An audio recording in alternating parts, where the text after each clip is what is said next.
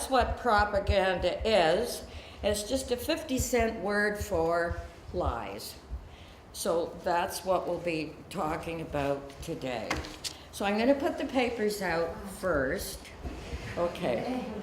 This is a little bit about marijuana, just an inkling.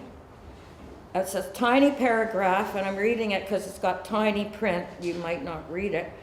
As the use of medical marijuana continues to grow, scientists are finding more preventive and therapeutic roles for the drug. They shut all that up in the 30s when they couldn't find a way to tax it, okay?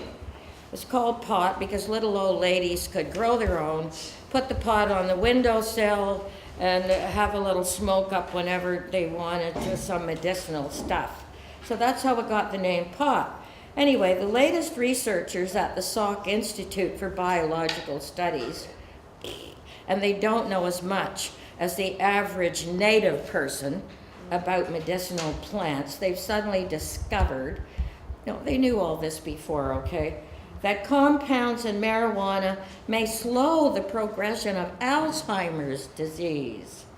While previous studies have found that THC, that's the active compound in marijuana, may help curb dementia symptoms like agitation, apathy, delusion, curb delusions, okay? And the new Salk Institute work shows that marijuana may stave off Alzheimer's by reducing brain inflammation and a protein that forms the plaques of the disease. So that's just a few things that medicinal grass is good for. Very few things, so please read this paper. And as I said, as an old hippie, I can tell you, I was married to a musician, smoked up all the time, they smoked up all the time. However, we knew where our unadulterated grass was coming from. Now, one more thing on here you've got to pay attention to, and I put it down the bottom. Listen to this. Health Canada backs licensed med pot producers hit with class actions for selling pesticide-laced pot. As I said months ago, no, you don't want government pot, okay? Wherever you're getting it now, keep on getting it there. I'm sorry. So there will always be somebody, they'll put things in it and they'll blame the plant. All I have to say about that is for thousands of years, and back to the Bible and before the Bible, because it's a very recent book, they were using this grass, pot, whatever you want to call it, as a medicinal plant. So, and instead of doing negative things, I'm sorry, unadulterated grass or pot gives you a few more corrugations in your brain, okay? So having been the partaker of this plant for a long time, except for the one night that somebody sent me some hash brownie cookies, and I ate a few too many. But I was very entertained. I went and sat in the park. It was summer. I sat there for hours through a rainstorm, having the most wonderful hallucinations with Indians popping out from behind the trees, and I didn't want to go in the house. But anyway, but I didn't know at the time how many brownies I should have. But anyway, with grass, as I said, back in those days, if you heard a knock on the door and you weren't expecting it, you had to throw it all down the toilet, get out the vacuum, the whole business. It was all so damn silly. And when you think of the fact that the U.S. troops are over in Afghanistan because they've got the biggest opium crop ever seen on the planet, which goes all over, into the USA, into China, pays for all the black ops. What hypocrisy, total hypocrisy. So propaganda, if you're analyzing it, you're going to be seeing the effects of the hypocrisy and the double standards. So that's what we're going to be talking about today. And I like this little cartoon. Oh, and this one, I think you remember I did The Wizard of Oz. The book The Wizard of Oz is really about money. Dorothy's slippers were never ruby, they were silver. The whole thing was about silver. Use the silver, forget the gold. It's a big load of crap.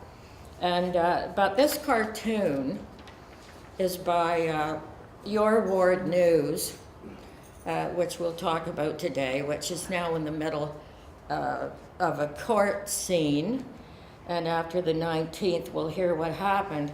But I thought this was so right on that everybody should have one of these today. It explains about the money. So, and there's a couple of other things.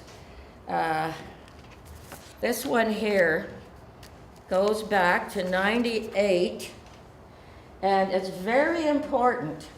Please read this because it's entitled, The Internationalists Have in Store for Us What Just Happened to Canada. This article here from 98 proves that we will never have the amount of freedom in the press that the US has. You have to read that. It's a very good one. It's a back-to-back one. And there's some healthcare information here about how grass has saved a lot of people from having lobotomies, for God's sake. It's a very interesting article. And what else? Oh, yeah. And this is a good one, too. This shows the politically correct brain. And you'll be interested in looking at all the compartments, what they govern in the politically correct brain, okay? So that's about it. And then, of course, we'll go to the trauma-based mind control, which is torture. So we're going to go from Madison Avenue, right up to torture, which is a trauma-based mind control. When you're forced in any way to say or do or think a certain way, it's mind control. I mean, nobody cares about controlling any other part of the body, your kidneys, whatever. What do they give a damn? It's your mind. If you are not using your mind, you might as well just be not on the earth. If you have no influence on anything before you go, if you can't do anything to make it better, then, you know, that's what's happening. So please pick up the papers. So I went with one of the students here. I went to the Socialist Action, they had a thing weekend past at Woodsworth College, and I got to hear Sid Ryan speak, which I haven't done in years and years. And it's really, you know, I go to the meetings because there's a lot of facts they have that I enjoy. I don't particularly get off on being called comrade, but I like the news I get, and I like a lot of the people there. They're still thinking that, you know, things are going to be saved eventually by, it's not going to happen. It didn't work the first time. It ain't going to work now. So, and they had a person speaking about fake news, okay? Fake news is what we've always had. It's only now that people want to take credit for the fake news. We've always had fake news, but now that we have computers, anyone who wants like 10 minutes of fame can get on there and say anything they want, and there will always be a group of people who will believe it, okay? So that comes under fake news, but we've always had fake history. The winners write the history, please understand. The winners write the history, okay? So, but now, just for this beginning tonight, because we also have something else. And I should have talked about it last week, but of course I got so incensed that I always forget something when I'm in the middle of a rant. Anyway, this is what we have now, and they've given us lately, and nobody said a word about it, and Trudeau's okay with it. We've now got a fake bank. Now, I heard about this a couple of months ago. I know Paul Hellier, we've been friends for a long time. He gave a talk at OISE a couple of months ago, maybe 3 months ago. And of course, he always talks about money in the banks. And it was then, nobody talked about it. So I had read about it. I don't know where I read this, but this is true. We are now, and maybe Trudeau mentioned it, he's talking about our new infrastructure bank. Our new infrastructure bank. We have one now, it's the Bank of Canada, idiot. But they want everyone to forget that, okay? That's how we got our health care. That's how we got everything that we've got that we own, that they're selling off now. The hydro, they got rid of the planetarium. Now they're gonna sell the bank. But the bank already is owned by Goldman Sachs. So because we at CUMR, the Committee on Monetary and Economic Reform, we started that suit against the Bank of Canada for not using the charter, for not obeying the charter as they have for years and years. Chrétien in 74 decided he was going to start borrowing from Goldman Sachs and those other parasites, and he didn't tell us. We never knew a thing about it, and back in 74, our debt was flatline, totally flatline. And now it's up around 9 billion or 900 billion, I think, yeah, 900 billion. And everybody's walking around Toronto and everywhere. Oh, we gotta have money. We can't fix this, we can't do that. Got all the homeless on the street still. All these promises for 50 years, we still have all the homeless on the street. We still don't have any daycare. We have nothing for people. And why is that? Because since 74, we have been paying these parasites, and now it's 50 billion a year. What could we do with 50 billion in Toronto? 50 billion a year that we don't have to pay. So now what they're doing, we're doing this, nobody understands, nobody knows what's going on, and they listen to the news, and you hear all the talking heads are always saying when it's budget time, okay, we have to cut this, we have to cut that, because we have to pay down the debt. They never say pay it off, we can't, okay? Pay down the debt. And everybody's at home watching the talking heads telling them this, and nobody ever asks, wait a minute, to whom are we paying the debt? To whom are we giving all this interest? No one ever asks that. The talking heads never say anything about it. So what we need to keep us surviving is never told to us. Never. That's why I'm saying it's always fake news. It's something that has nothing to do with us surviving. And they call that the news. A few little sound bites. Oh, somebody in Australia got eaten by a crocodile or stuff like this. But nothing that helps us. Okay, so the 11th commandment, and I've told you this before, is thou shalt not know. That is the 11th commandment, the one they never tell you about. It's going to keep you quiet, passive, and just lucky that you're not on the curbstone. It's not an economy, it's finance capitalism. That's not even real capitalism. I mean, capitalism is not the enemy. You have to remember, the Russian Revolution was paid for by Wall Street. Yes, it was. Get the Anthony Sutton books. The Wall Street paid over 50 million back then, that was a lot of money, And Schiff, his grandson, even wrote an article that his grandfather gave 20 million from Wall Street to the Bolshevik Revolution. Got that? Same with Hitler. His other book, Wall Street and the Rise of Hitler. It's a corporate world, like Churchill said. We have to destroy Germany. They make everything better than we do. They're taking our trade, and I don't care if Jesuits run Germany. Churchill said that. Then he wrote Hitler a congratulatory letter about if England is ever in such dire straits, because after Versailles, the Germans were starving to death, actually starving. And within 4 years, when they threw out the banks, they did what Iceland did.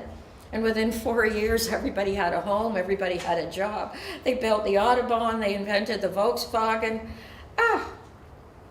They had got rid of this debt. And so that was the main reason Hitler had to go, okay? Every bank in the world was, because I'm telling you now that in Russia, in the Bolshevik Revolution, that they never talk about, we're looking at 100 million dead during the Soviet rule. 100 million. And they didn't just have homeless on the streets, a certain percentage. Everyone was a peasant. Everyone was in debt. This land they were going to give the peasants, give them land, turned into collectives. Turned into the big commissar was driving around, living in the mansion, and the poor little comrades.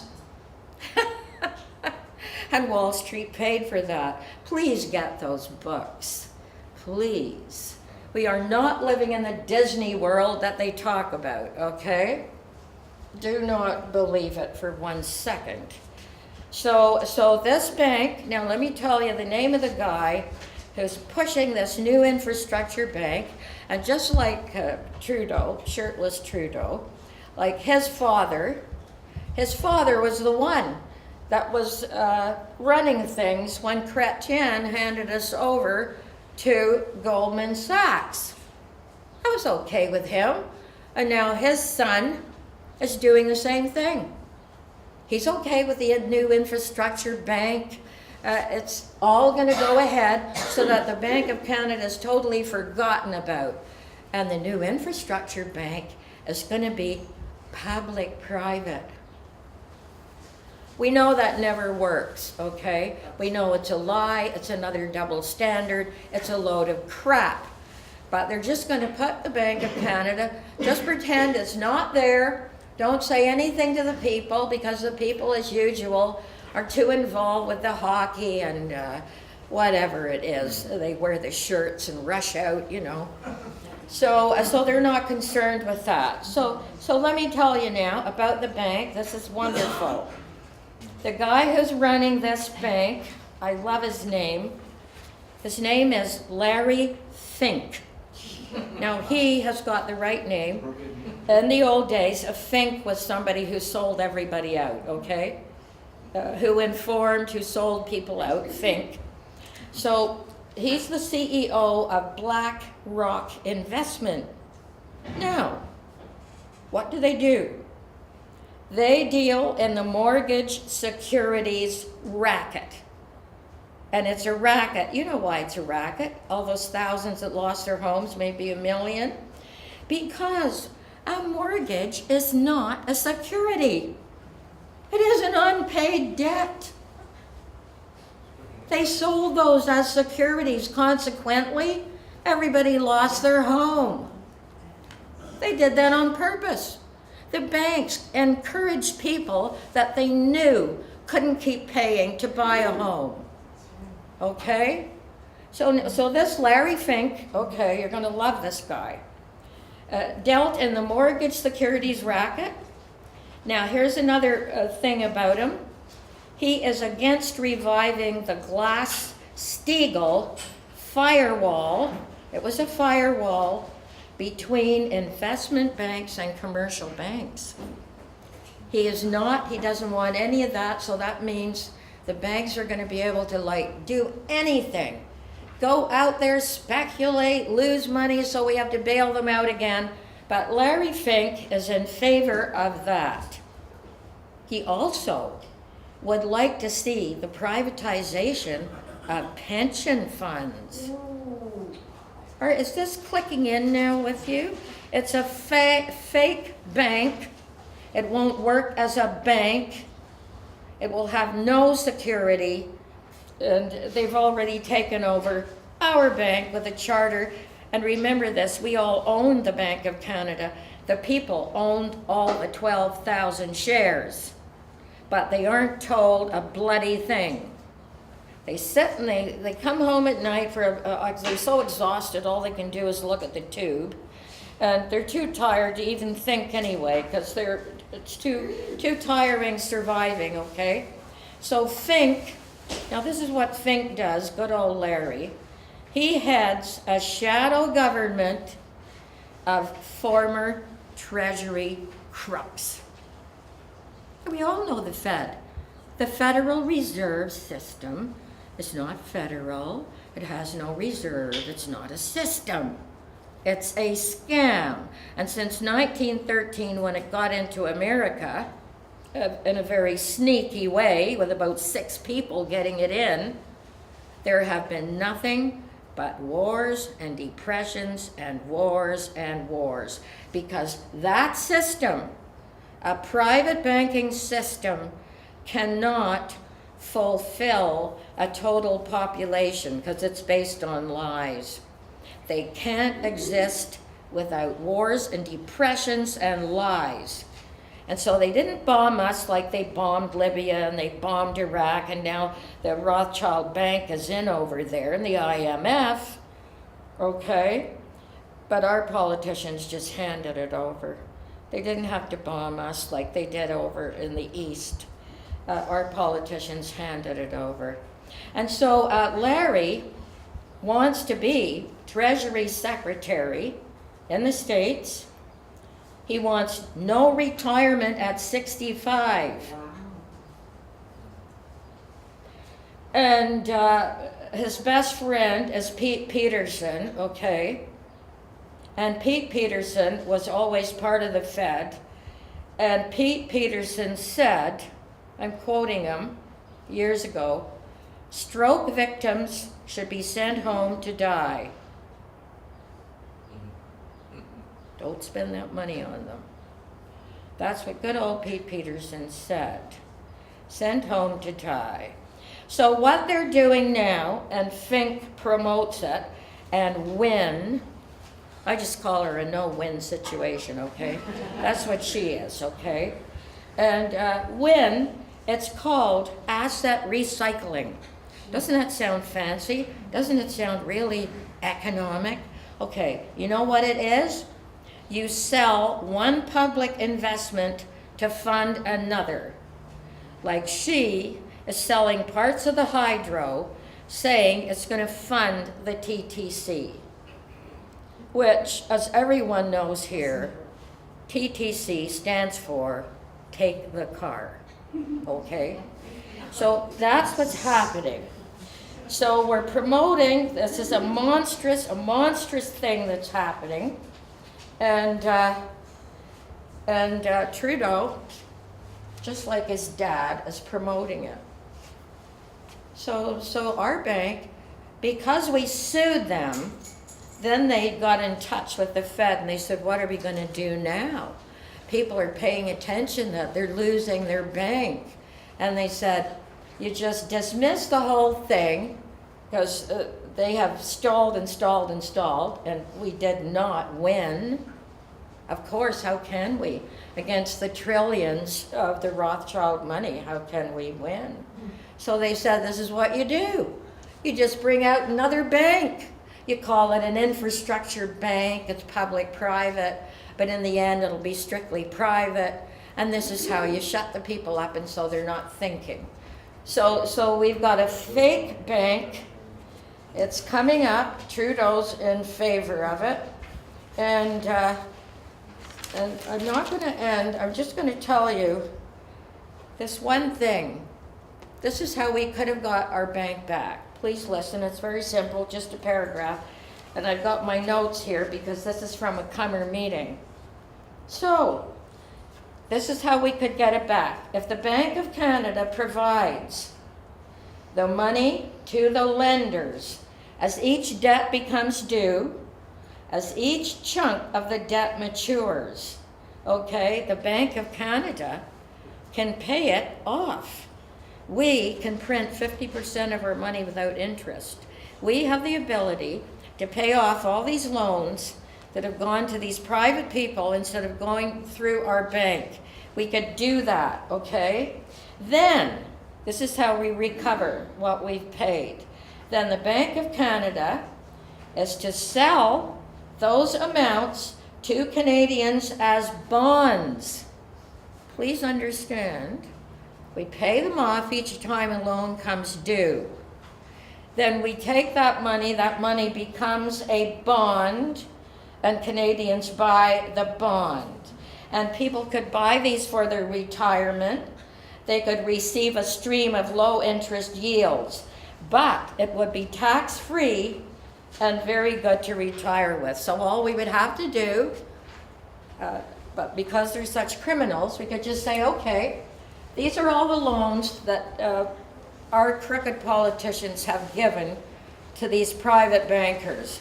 Now, as each one comes due, the Bank of Canada, which still has the charter and we own it, is going to pay off each debt as it comes due. And what we paid into the debt then becomes bonds, which Canadians buy as an investment, and that's how we replace the money we have paid. Isn't that simple?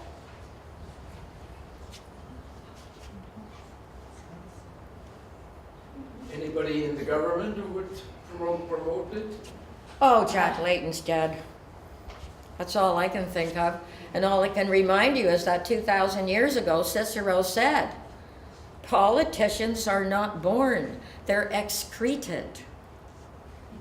So that is why nobody has the will to do that, okay? But that's what we could have done. So now we've got the fake bank, and we've got the fake history, we've got the fake news, and of course today on the news, the malware. Did anybody hear about the big malware attack? Yeah. And you see, you cannot put whole countries into a computer, all right? I use it to print my articles and I send them, but I never do anything personal on the goddamn computer, okay? And the one time I bought something with my, put it on, I think Lois used my Visa. What happened? Next month, I had a bill of $700. Somebody bought a cell phone on my Visa card. I mean, I'm sorry. It's not. It's making things more complicated, and you have no privacy anymore. If you do any of your business on the computer, I feel sorry for you. Because there's going to be more and more and more of these people who are experts. They're experts. Just with a little stroke of the key, you could lose every goddamn dime you've ever saved. Okay? Think about it. It's not meant, the computers were not meant to help us. And if you get on a subway and you see everybody, the brain doesn't work now. The only thing that works is the thumb. And many more people are being killed, pedestrians, and it's called distracted driving. It doesn't mean you're drunk. It means you've got that thumb going. You're driving and you've got the thumb, okay? So it's capturing people. People don't communicate. You see them on the subways, the buses. I've seen people out at dinner.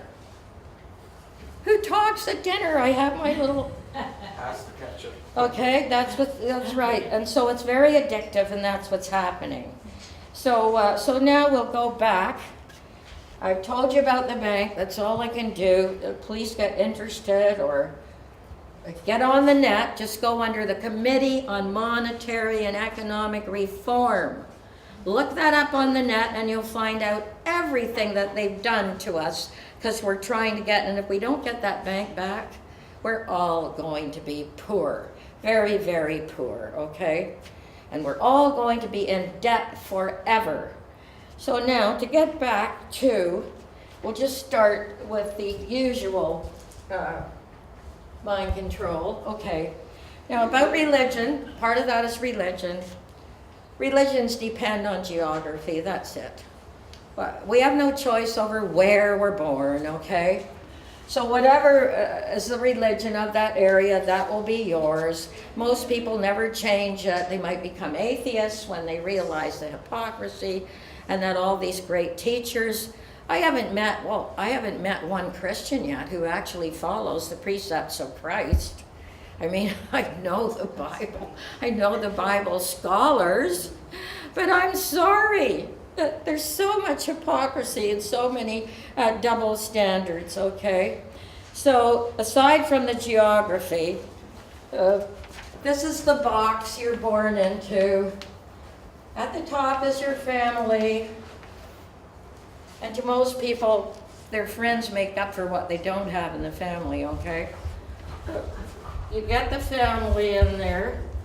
Then, of course, whatever religion.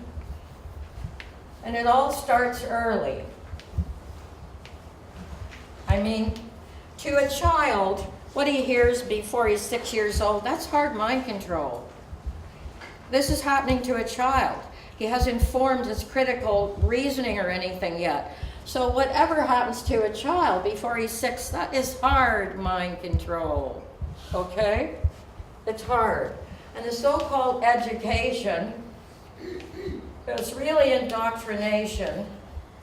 And little kids with tons of energy and all this curiosity go to school, and what are they taught? To sit still and be quiet. Okay, and if they don't sit still, they jump around, they still have all the energy, then they're settled down with Ritalin. Because the parents are working 2 jobs, they have no time to do anything with the kid. So now the energy becomes some kind of a disorder, like they have many of them now. So the kid gets some Ritalin because he's too energetic, okay? And then right here at the bottom is the worst one of all, the TV.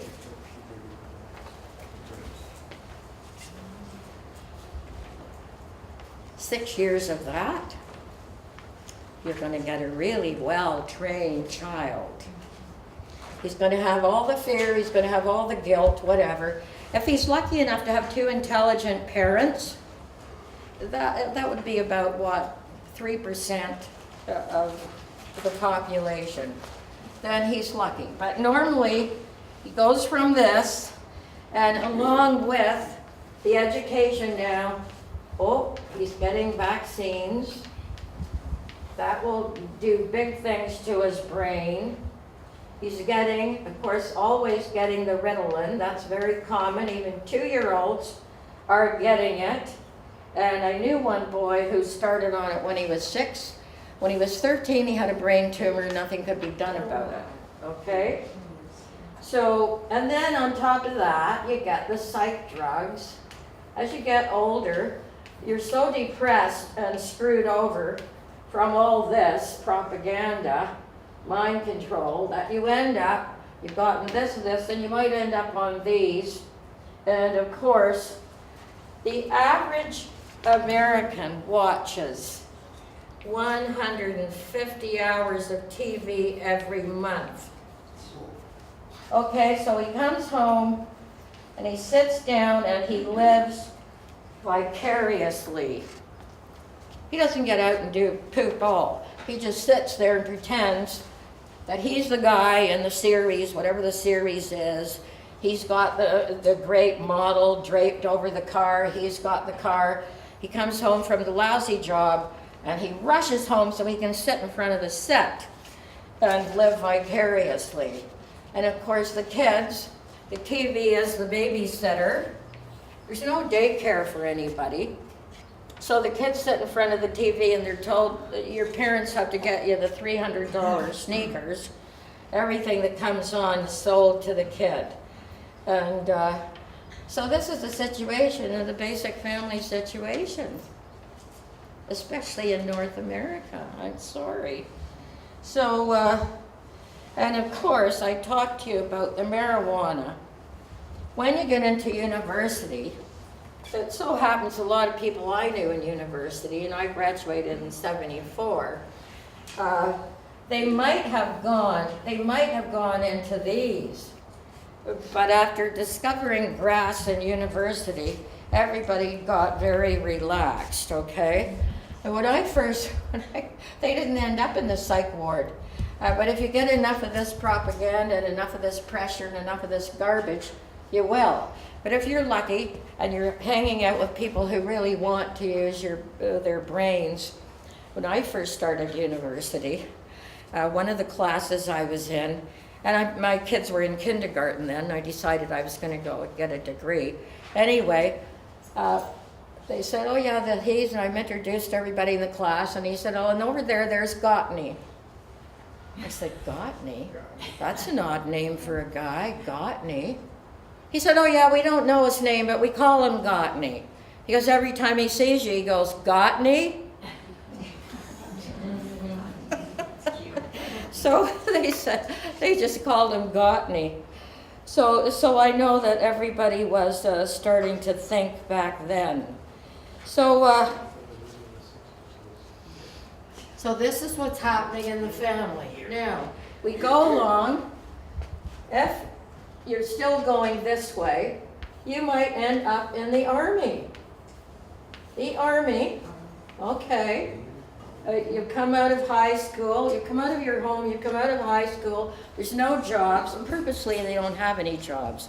That's why they sent all the jobs away, because America will need everybody in the armies they're going to have all over the world. So if there's no jobs for young men, they're not in university, they'll go into the army. That was the whole deal about sending the jobs overseas.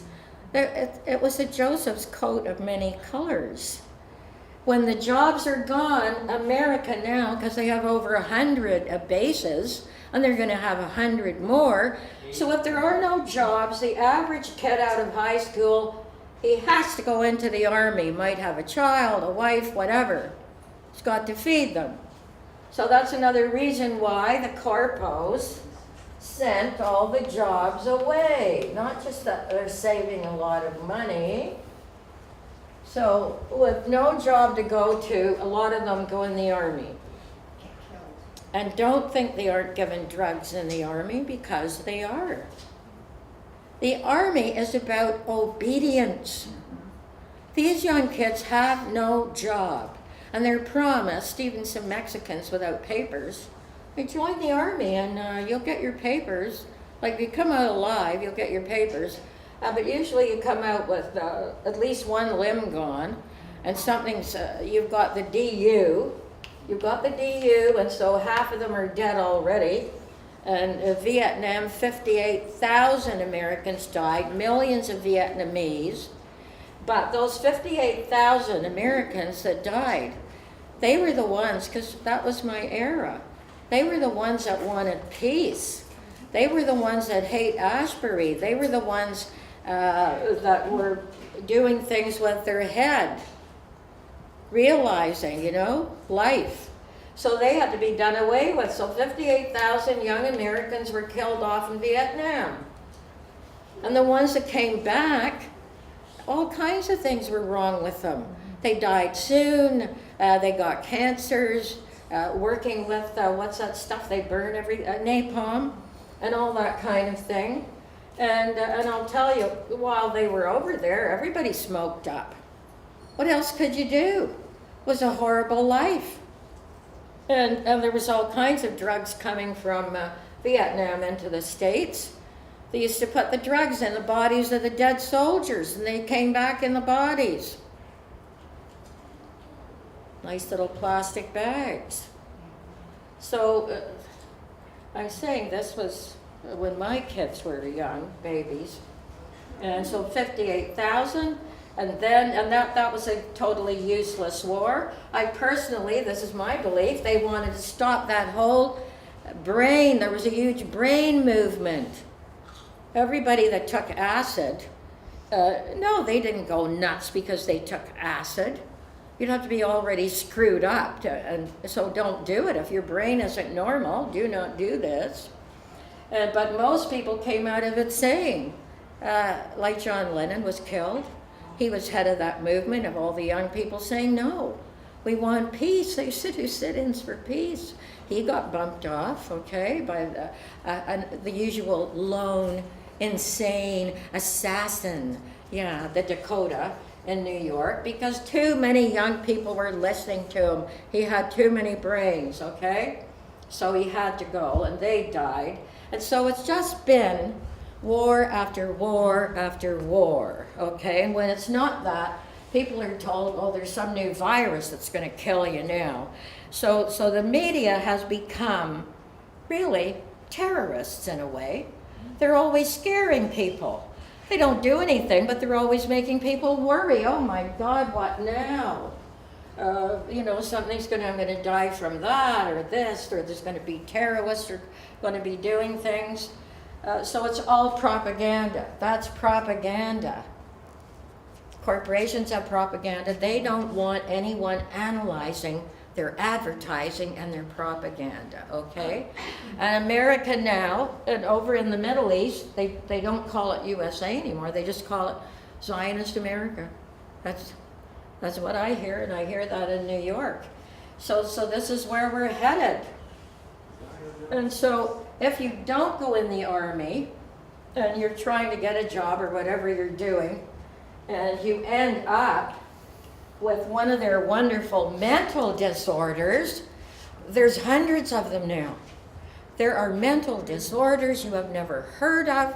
They're made up every time they have a meeting, they make up a new mental disorder.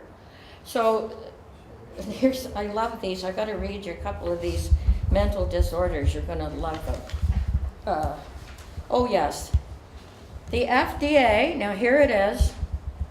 The FDA is assessing a drug for sexual disorder which may soon no longer exist, whatever that means. Okay, so scheduled for release this fall will reveal the role pharmaceutical companies are playing trying to construct the scientific building blocks of a controversial new condition known as female sexual dysfunction. And they're also calling it hypoactive, meaning too low, sexual desire disorder. In short, I've got written after this, you bore me. I mean, that's what this basically means. So they're inventing a new disorder, and they're going to cure that. If you don't have any desire to do anything with someone, hey, why should I have sex with everybody? You bore me. Why can't they just say that's what it is? You bore me. But we're not going to be bored anymore, or it'll be a disorder. So that's that one. And this other one I really like is free thinking a mental illness. Here we go. No, this is on the net. This is serious. And it's is nonconformity and free thinking a mental illness. According to the newest edition, every year there's a new book, of the DSM, Diagnostic and Statistical Manual of Mental Disorders. That's another mind control. You have a mental disorder, okay? They'll make one up. So the manual, there's a manual, identifies a new mental illness called, now get this, oppositional defiant disorder. Well, I think I belong in that category. Oppositional defiant disorder. I'm sure I have it. Defined as an ongoing pattern of disobedient, hostile, and defiant behavior. Symptoms include questioning authority, negativity, defiance, argumentativeness, and being easily annoyed. Whoa, okay, I fit all of those. So, and the DSM is the manual used by psychiatrists to diagnose mental illnesses. Well, that's just lovely, isn't it? So all normal emotions, feelings are now disorders. Oh, I love this. New mental illnesses include arrogance. Oh, above average creativity. Wow. Yeah, I'm reading it here. New mental illnesses identified in the DSM, above average creativity. You gotta put a stop to that. Cynicism. Cynicism is a mental illness now. Anyone who doesn't believe Disney, okay, is a cynic. Yes. These are all now disorders. I just love it. Endorsed by the FDA? Oh, they'll endorse anything that's mentally, But no, it's in the book, so of course they do. That's the book, the book of disorders. So now I think you have this paper. This is another level. Oh, it must be in here somewhere. Oh, okay, then I better read this to you. You don't have it. Now we're talking about bankers here. This is true. They are called zombie ants, carpenter ants, that are transformed into zombies by a parasitic fungus. Listen, existed as far back as 48 million years ago, scientists have discovered. And this is what these bugs did. And this guy in the UK, Hughes, his name is David Hughes, studies parasites that can take over the minds of their hosts. Have you got that? News of the findings was published on the university's website. There's a fungus, unilateralis, I don't want to give the long name, the fungus, it's Ophiocordyceps. Ophiocordyceps has the ability to control the minds of infected carpenter ants and lead them away from their colony to a leaf that is the ideal reproductive site for the fungus. Are you getting this? They take over the brain. After the infected carpenter ant reaches its destination, it bites down hard on a leaf vein and dies in that position. The fungus is then able to grow and reproduce to infect other ants. I'm sorry. I just wrote at the top, bankers. Yes, they influence brains, and thousands and millions have died. So that was started 48 million years ago. So that's just one parasite. So you can look that up. And the doctor's name is Dr. David P. Hughes, University of Exeter in the UK. He studies parasites, there's not just one, that can take over the minds of their hosts. Isn't he describing a banker here? Yeah. Is he not? I think he is. He's describing a banker. So, and the poor person in debt thinks it's the biggest sin not to pay the debt, even though the debt may be 20 times. Our original debt is 5%. 95% of the debt we have now is all interest because it compounds. It's interest on top of interest. That has always been called a crime. In early Christian era, after the feudal times, you couldn't be buried in a churchyard if you did that.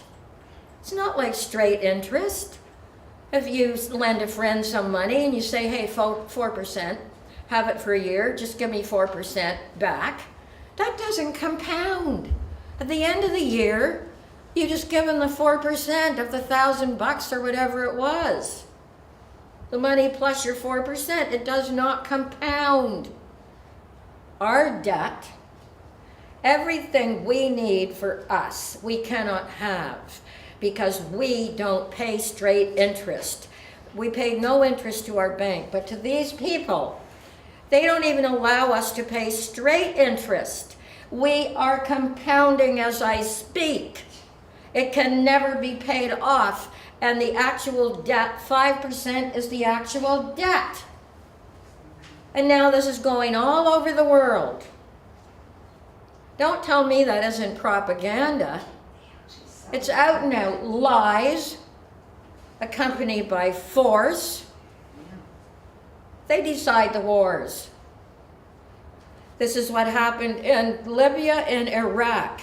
Both those countries, the people had free university, everyone had a home, and even Saddam, the nasty old Saddam, said, if you have no free health care, come to us.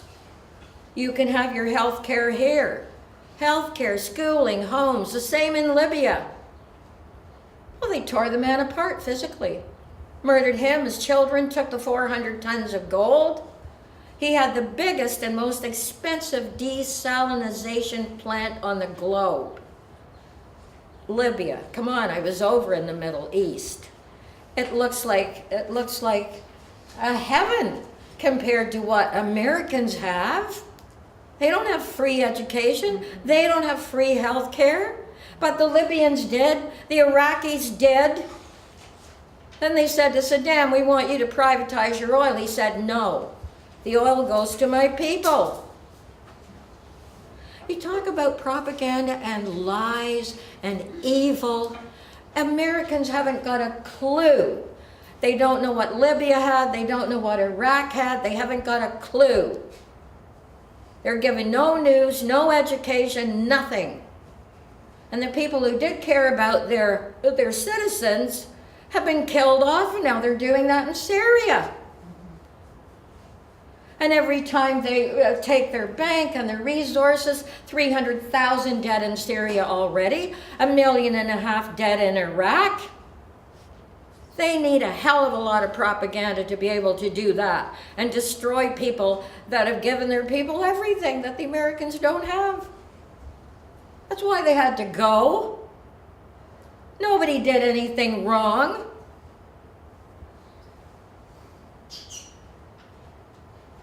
What the United States, and it's not led by any Americans now, excuse me, everyone who decides foreign policy in, as they call it now, Zionist America, has another citizenship in Israel. They're all deciding all the policies of the United States. That's why there are no courses in propaganda. Not one in North America. The professor in Britain that came here, he said to me, I think I have the only one in Europe. I don't know where he is now.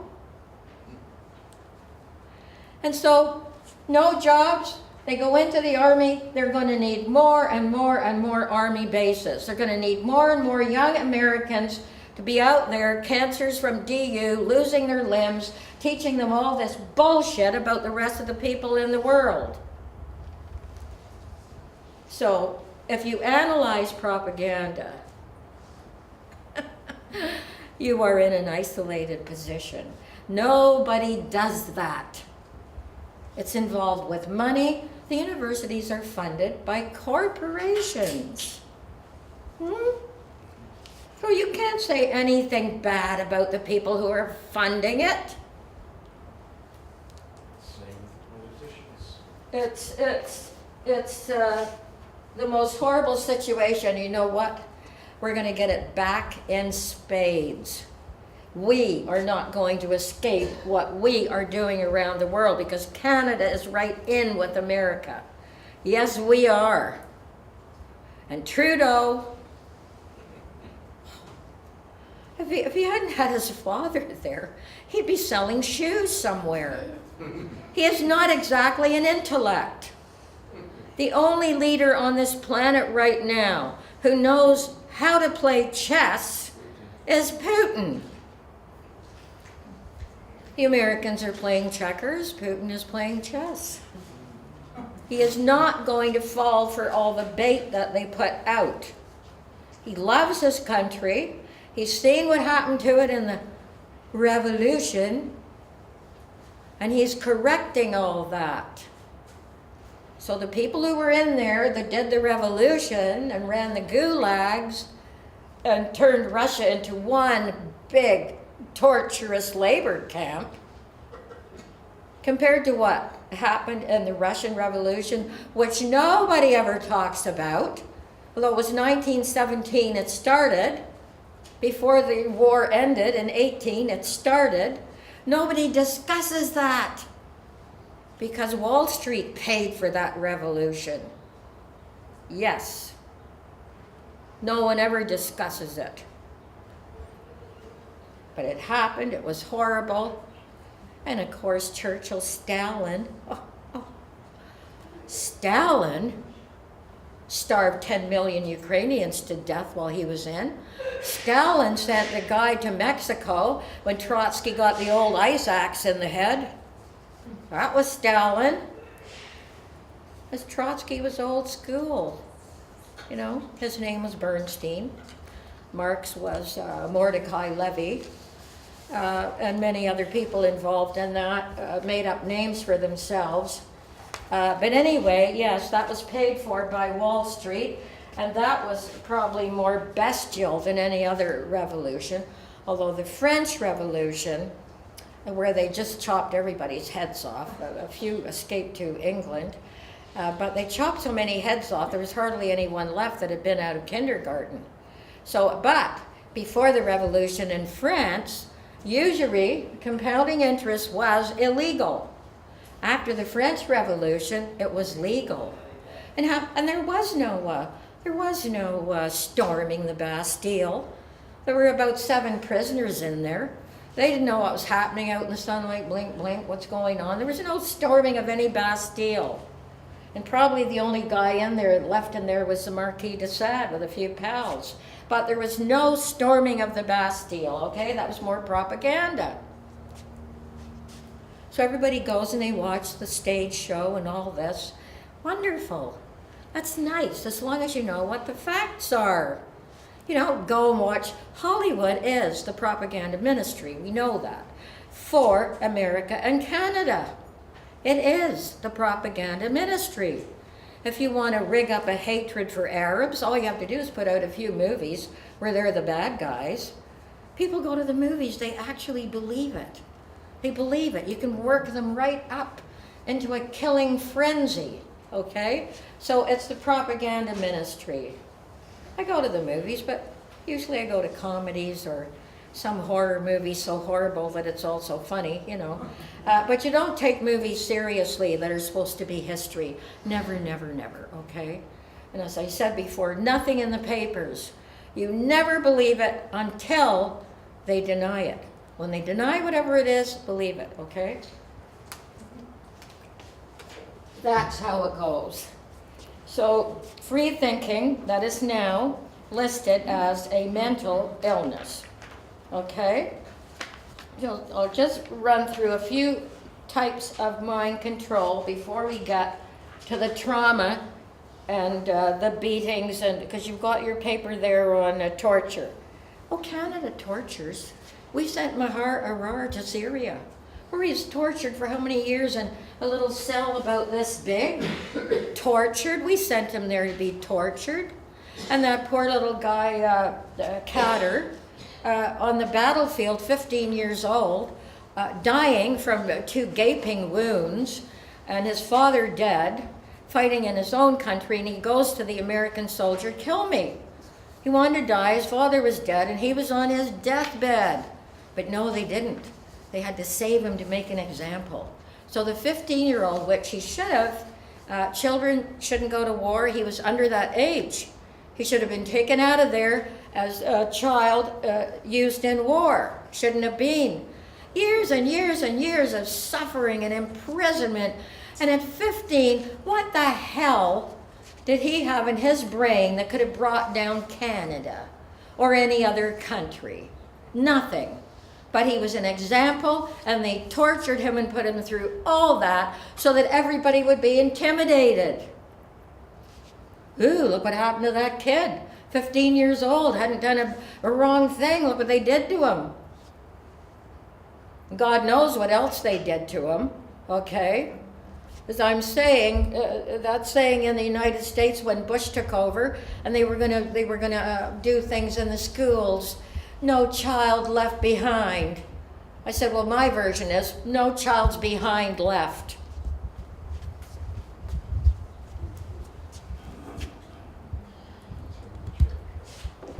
I'm sorry, the children in wars, they are molested, every one of them.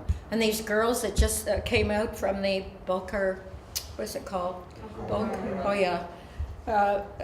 They all, I'm sorry, some had children, they were all molested, they were all, that just, you don't even talk about it because that goes without saying.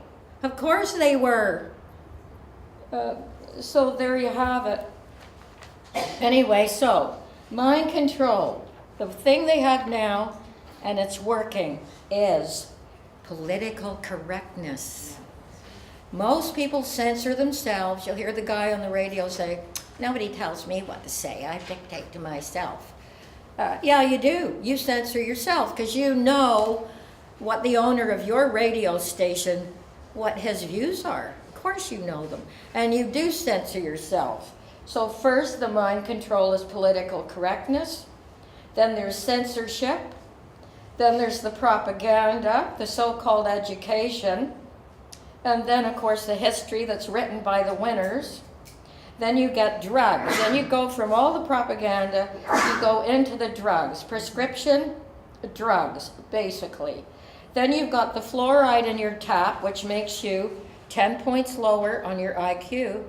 Sorry, this is a fact. Any child that grows up on fluoridated water is 10 points below in the IQ. Yes, he is. Then you have the electronic, the non-lethal weapons.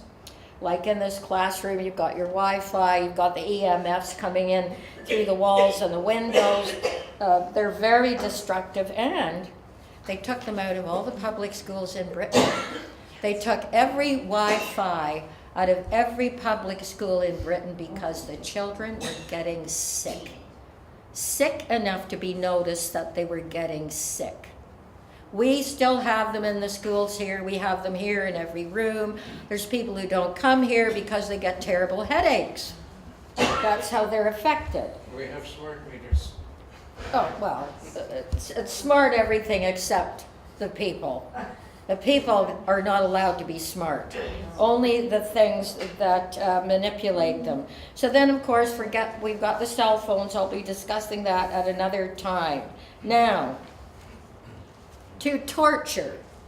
Torture is a trauma-based mind control. It is a heavy-duty, of course, mind control. Because if I keep you in pain, you are going to confess whatever I want you to confess. You will. Now let me just tell you a funny little fact here. When I was in Australia, this was like in the 60s, I did an experiment with a group of people. We all took the sodium pentothal, which is called the truth serum. Sodium pentothal was discovered in the 50s. I was there in the 60s, and a group of us press people said, yeah, we'll try it. We'll see what it does to the mind, blah, blah, blah. Well, we took the sodium pentothal. It was party time. We were all telling our guts. It was like we were laughing and joking and telling things we wouldn't even tell our most intimate friend. And we were saying, yes, and then I did that, and then I had this affair with so-and-so, details and everything, till they were saying to us, oh, okay, stop now. It's okay, you can stop now. We were loving it. We were having fun. It was, our whole thing was like, it's party time. I've done all these wonderful things, and I want to tell everybody about them. And this is what we were doing. So within 2 hours, the doctors, there were doctors there running this, they knew everything, every little thing within 2 hours, and we were happy as pigs in mud, we were. And we just wanted to keep on talking about what we had done, and daring things, and things that we didn't want to tell anyone. So that's what happens with sodium pentothal. So let me ask you this. So you're torturing someone, you want them to confess. Well, you're in my class, so you know. Don't spoil my effect by shouting it out now. Okay? So they torture them for hours. It costs a lot of money. These people die. Why don't they just give them, if you're so sure he's a terrorist, give him the sodium pentothal. You will know within an hour or two at the most whether he has anything to do with terrorism at all. You will know everything about this man. So why don't they do that? Look how cheap it would be. They'd know right away, no months of torture, no keeping all the prison cells, nothing. Well, I'll tell you why. Because you don't want you don't want the people who have done it. You're doing this to innocent people. You have picked out the people that you want to call terrorists. You pick them out, you know what group they're in, and you want confessions from innocent people. That's what torture's about. It's not about the truth. It's not about saving. It's not about stopping terrorism. And I think in the States now, they've actually made sodium pentothal illegal. But it's so humane. That's all and you enjoy it. You're happy. They don't want that. They have picked and chosen who are going to be the terrorists. And that's part of the propaganda. I mean, I know if they started torturing me, I'd say anything. Hey, I don't even want the torture. Just tell me, I'll confess. Whatever. Because what's the point? You know you're going to confess eventually, because they're going to do it till they kill you.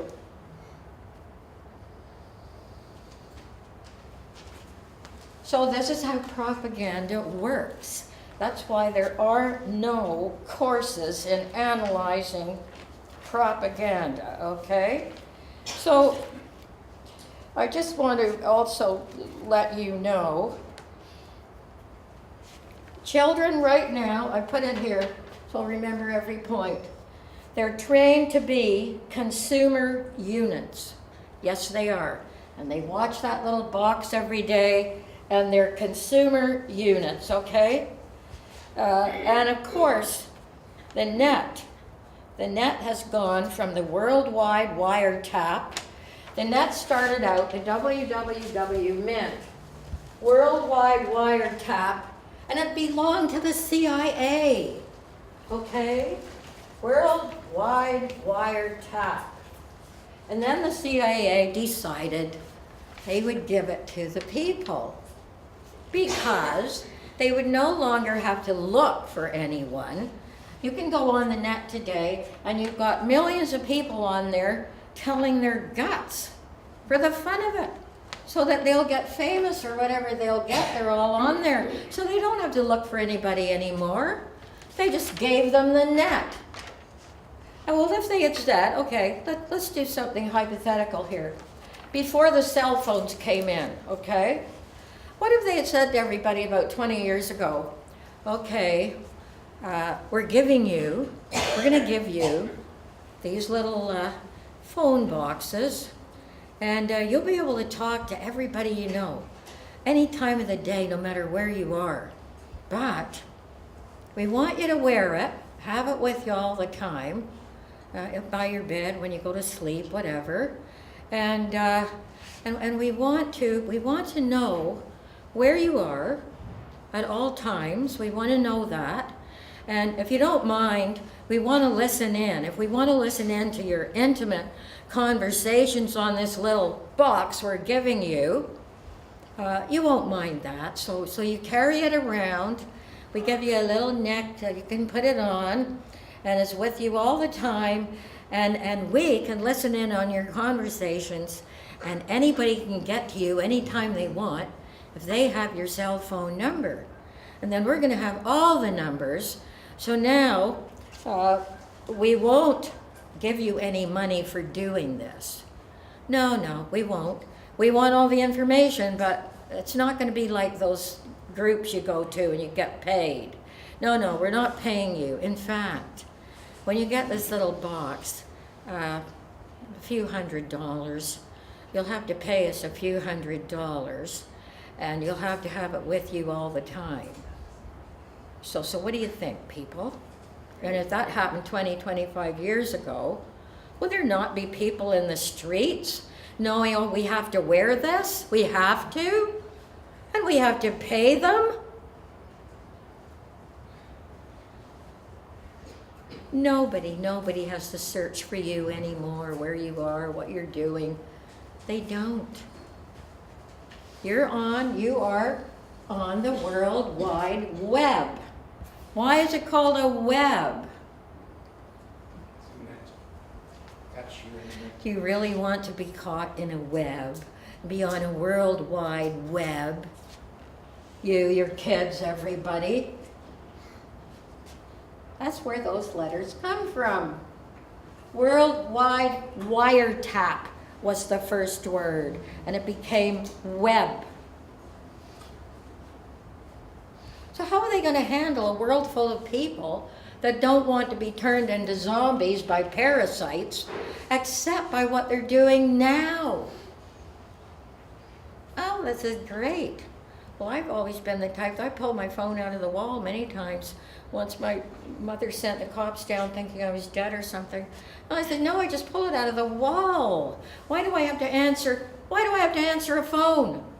If I don't want to answer it, why will I? Not in the mood, I don't answer it. So, but no, now everybody feels important. That's the propaganda about the phones. Because in the beginning, the people who had them were executives. People who had them were heads of company, were brilliant, famous people. Like, what's his name, Scott, what's his name, he jumped off the bridge now, he's in Hollywood from a cell phone tumor. So, and everybody thought, oh my God, I can have it now, I'm important. I have a cell phone, I am important. It means people have to get in touch with me. So that's the propaganda about the phone, and that's how they sold it. Famous people had it. Big shots, people who were famous. And you will look important too. And of course, people who talk to themselves, like I do sometimes, bought the phone but never turned it on. They just held the phone so they could talk to themselves and they'd look normal. You know, gibble, gabble, gibble, gabble. Oh, I guess they're not mentally ill. They have a phone there. So it came in handy for that too. Okay, one question, because I'm being filmed. What was the question? I was just going to say the telephone company is called Tell Us. Yeah, tell us. Yeah, right. So there you have it. So that is a big mind control. Yes, it is. Because you don't want, suddenly people are finding out, and it happens on the net, oh my God, look what's on the net about me now, I'm going to sue them, this is, whatever it is. People are suing people all over the place now. You said that about me on the net? No, it's horrible, it's gossip. It's, so then we come to,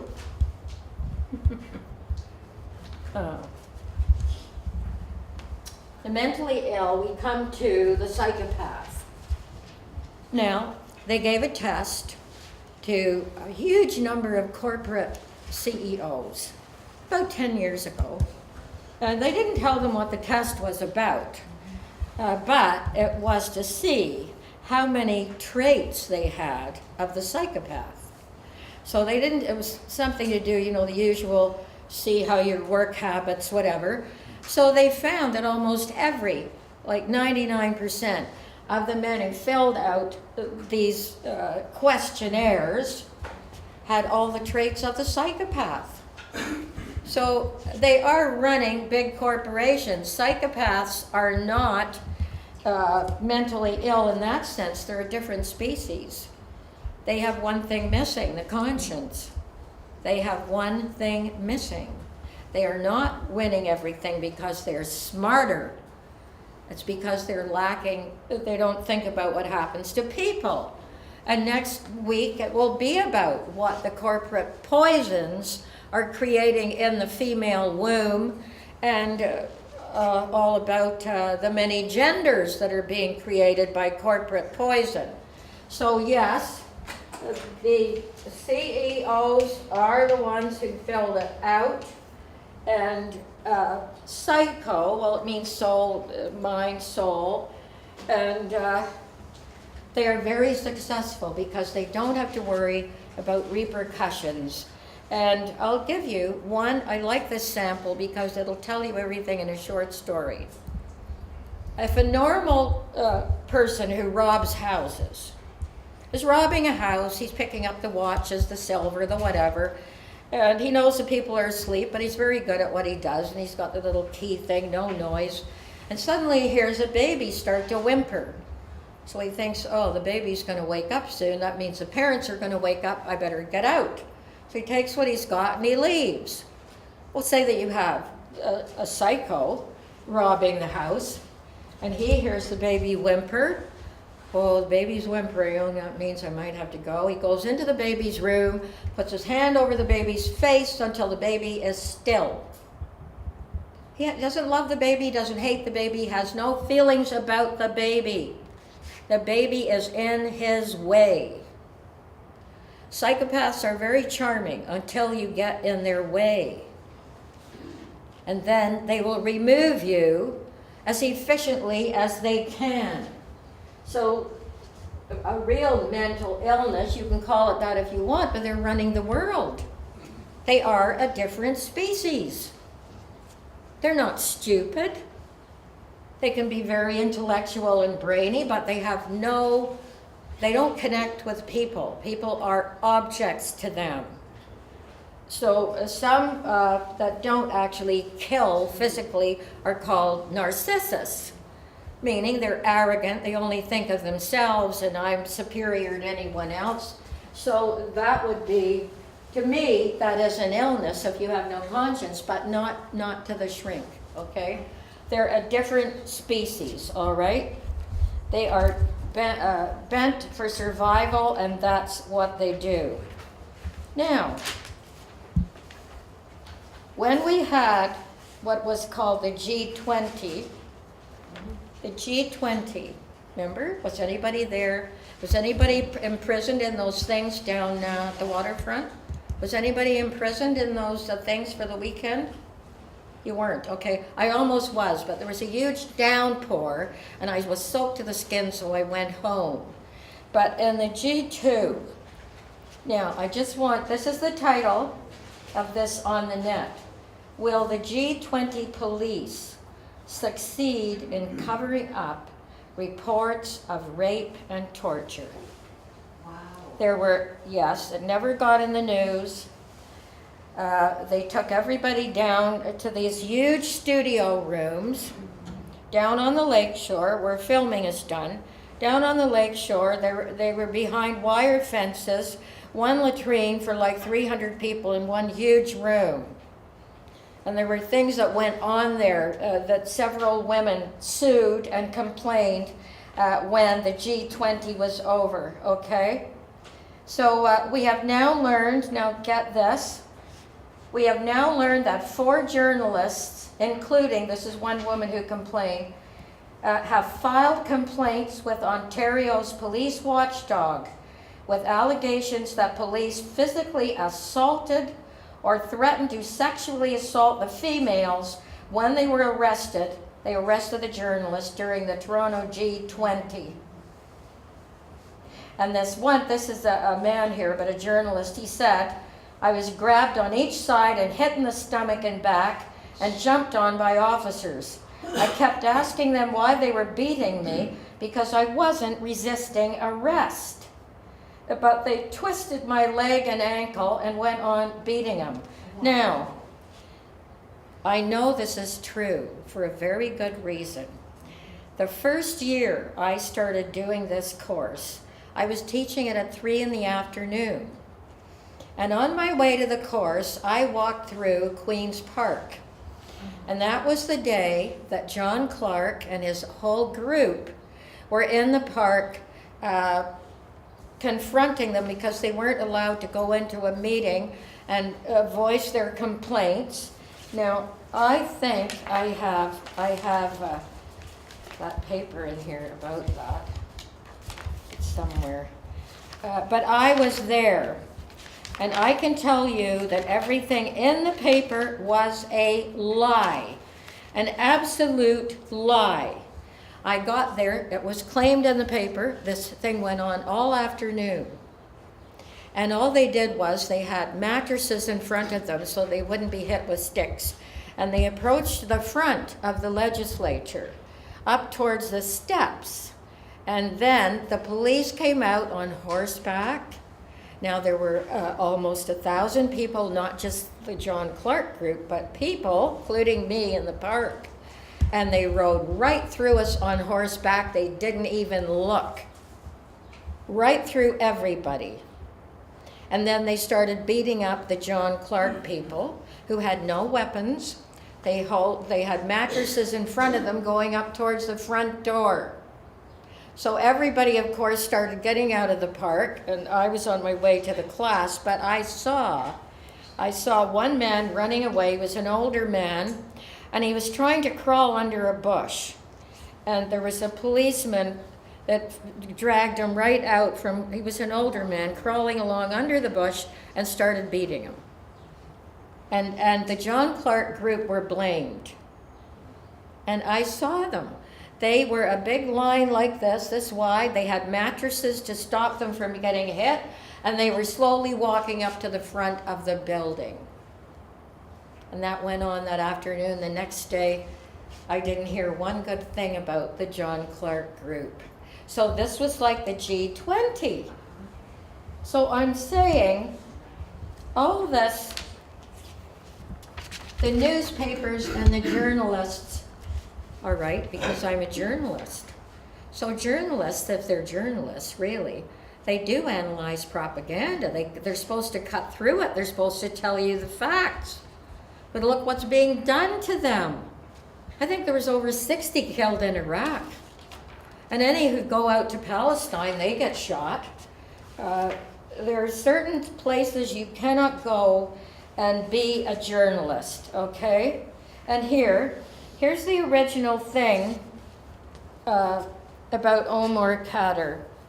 There's his picture, and this is the actual photograph of him on the ground with these lethal wounds. And so, wounded severely with 2 massive holes in his chest, and blamed for shooting a soldier, which no one saw him do. No one saw him do that. But they said that his father was dead beside him, and there he lies, and this man, a Lieutenant Colonel Colby Vokey, Khadr's lawyer, a lieutenant colonel, he said, "I've seen some things that have disgusted me. The more I'm around it, the more I think it's an improper system." Oh, that's a nice word, improper, okay. But that's what happened to a young 15-year-old because they needed him as a sample, an example. So, and here's something else they did at the G20. This is an out-and-out lie. Toronto Police Chief Bill Blair engaged in mass public deception by lying about the claim that Toronto's Public Works Act mandated G20 protesters to show their ID. So everyone on the street, he told them that was the law, everyone had to show their ID. And he lied about it. The law does not exist. It was never passed. I'm saying propaganda is a 50-cent word for lies. That's all it is. And nobody wants their lies exposed. So, and the journalists, of course, were treated like criminals. And RR was sent to Syria. Now, here's something else. This, where is it? This cartoon, well, not actually a cartoon, this one that you got, this was put out by a paper called Your Ward News. And it was going to over, well, thousands of people in Toronto. And now, Alfred can't say anything, can you, Alfred? Not until after my meeting with James. Okay. I don't know enough to say. Alfred knows the editor of this paper that goes to different homes. He gave me 12 editions of it. I read them all, and I compared his facts with what I had in my files. And I'm sorry, this guy has facts.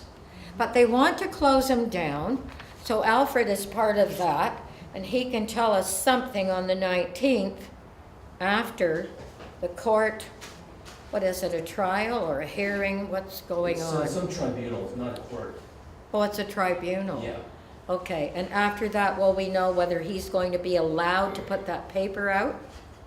I'll have some information then. Okay, Yeah. okay. So, but, and one of the accusations is saying that he's doing hate literature. Now, excuse me, when they did the big Charlie Hebdo thing and everyone was out in the streets, let Charlie Hebdo do whatever they do, this guy that they're doing this tribunal about, I looked through 12 editions of his paper. I didn't see anything regarding hate literature. I didn't see anything that was obscene. No, I didn't. And I can tell you this. I've seen the Charlie Hebdo crowd, some of their cartoons are obscene. I mean, they will attack religions in a very, you can look at some of these cartoons and no, you could almost say they are obscene. This guy isn't anywhere close to the Charlie Hebdo magazine. Nothing near, he can't even come near it. And yet, everyone's cheering for Hebdo, let them do what they want, yeah, free speech. But this guy, who's not 1/10 near what they do, he's gonna be tried. They're gonna try and make him stop, yeah? I just wanted to add, James did let me know that the Toronto police had assessed it, and they found Wait, I want, come up here and tell him he's filming, okay? Just, because nobody will hear it because you have no mic. So just say it to Daniel there. I was told that the Toronto police had assessed the newspaper, and they found there was absolutely nothing that contravened any hate laws. So this is purely political. Okay. So they just don't like what he's saying. And that is horrible. But I'm saying that Charlie Hebdo, all the world went out in their favor. But with this guy who's got about, what, 1/4 of Toronto get his papers, would you say that many? 1/4 of the city get them? Probably. I know. Yeah. I know before the ban, he's probably having 300,000 of them mailed out. Oh, 3,000, okay. 300,000. Oh, 300,000. And did they actually get mailed? Yes, they did. Oh, good. Good for him. Well, as I say, I looked through 12 editions. I saw nothing where I would say, ooh, isn't that rotten or that's obscene. No. But I mean, you can turn on the TV and you can hear Sarah Silverman saying, oh, I'd crucify Christ again. Yeah, I'd kill him, and everybody's laughing. Well, that to me is a kind of hate speech. Absolutely. But nobody talks about that, and people can go out and hear that and you know, praise and all that business. I'm sorry, it's a double standard. So I don't like that. That's hypocrisy. It's a double standard. And that's what's happening right now in Toronto. And this woman, that was my article on her. If you're a dissenter, even in Toronto, she was. And they saw her on the lawn because you know how they have people can stay there, what is it called, a squat. She was part of a squat. She was out on the lawn cleaning up the lawn, and an ambulance came, picked her up and dumped her down at St. Joseph's Hospital, where she was in the drug ward for 3 days, out of it, not knowing what had happened to her before her mother knew where she was. So I did an article on that a while ago. But if you're not called mentally ill, if you are a dissenter, they want you out of the way. If you have no money, you might end up in a mental ward. If you have money, like oh, what was that guy that had all the guns? Oh, Victor, he had a radio show, you know who. The one that collected all the guns. Nelson Thal? Nelson Thal, his family owned a lot of the Star newspaper, but he was a gun collector, but he had a show on Chum that was like very controversial because I spoke on it a couple of times. And they came and took all his guns and called him this and that and sued him for this and that. So if you have a lot of money, you can still, but you won't go to jail or you won't end up in a mental ward. But there'd be a big stink made, you know what I mean? And that's all having to do. They have to keep the propaganda going. Without propaganda, without you thinking that they like you, that they're thinking about you, they can't get billions of people to do what they want. There's too many of us. Propaganda is everywhere. You will not get compliance without it. That's what it's used for.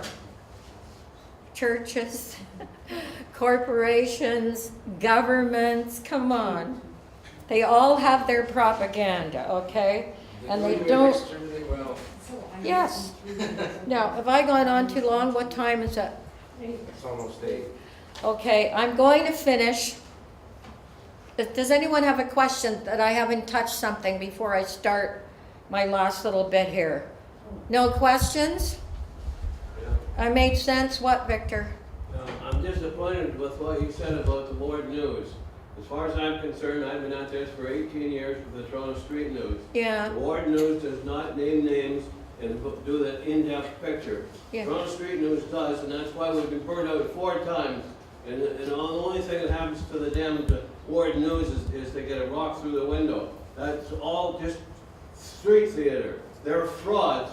And I exposed before a CSIS operation, did the very same thing in the very same area on Main Street, Toronto, where I used to have the office. I know those people, and Sears, and I know all those people, and I know the background. One of them, St. Germain, tried to cheat my homeless guys out of money, and all kinds of stuff. So I'm disappointed with what you're saying. Okay, Victor. The Word News is crap to me. Yeah, you can be disappointed, and I know you both are competition for each other, but I understand that. Also, where did they get the money to spend $300,000? Where's that coming from? That's another CSIS operation.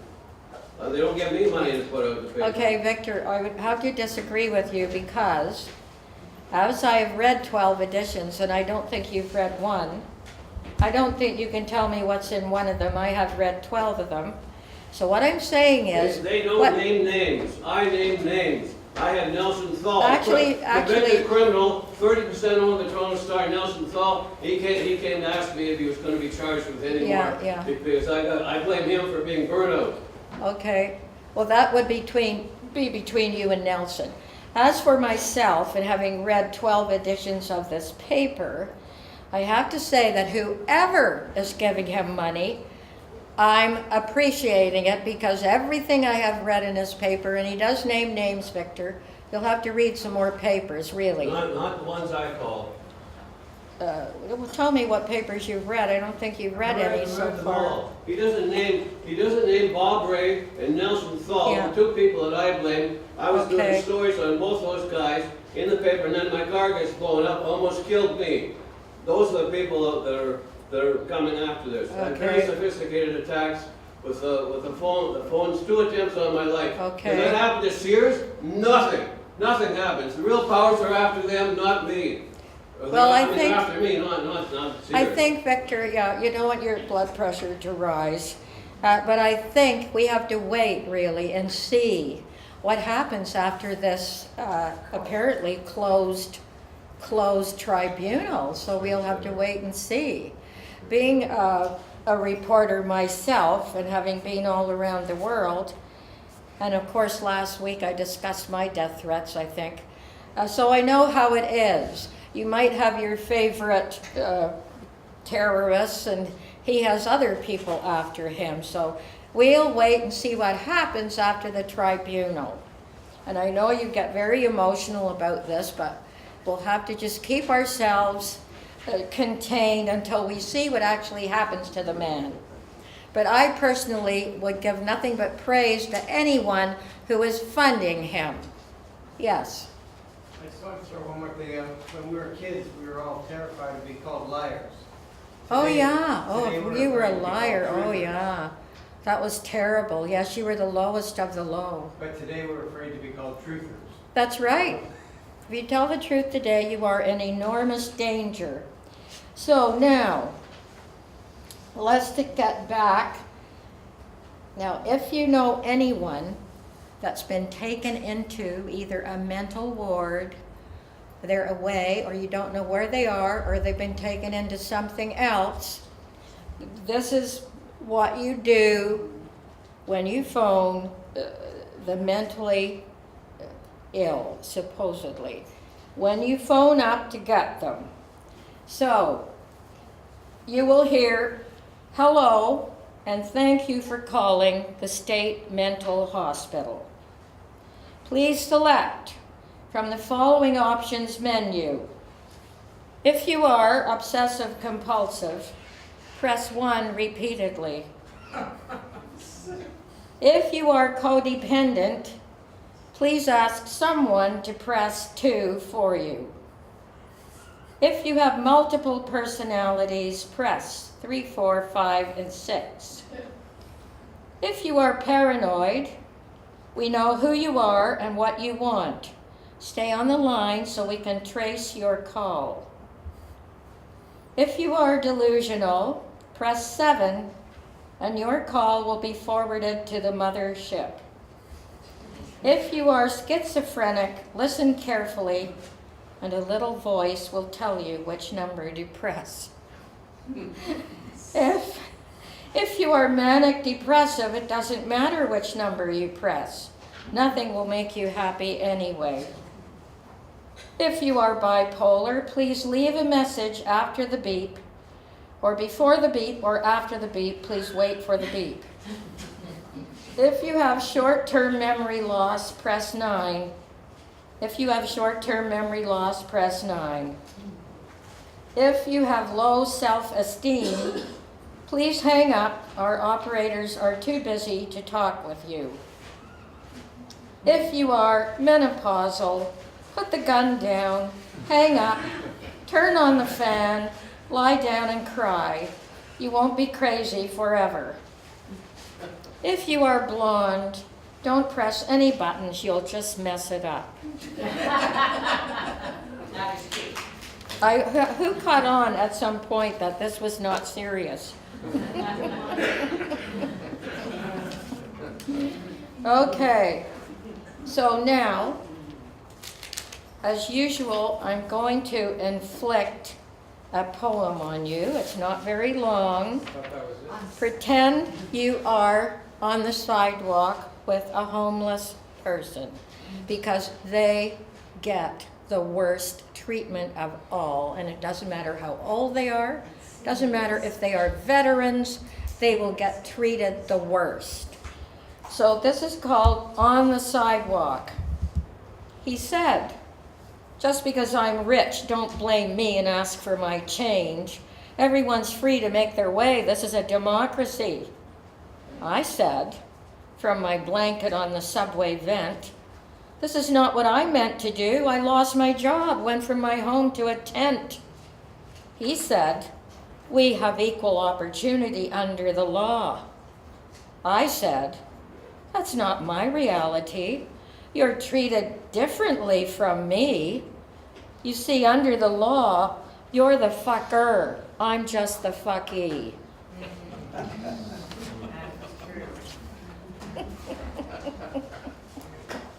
That's it, folks.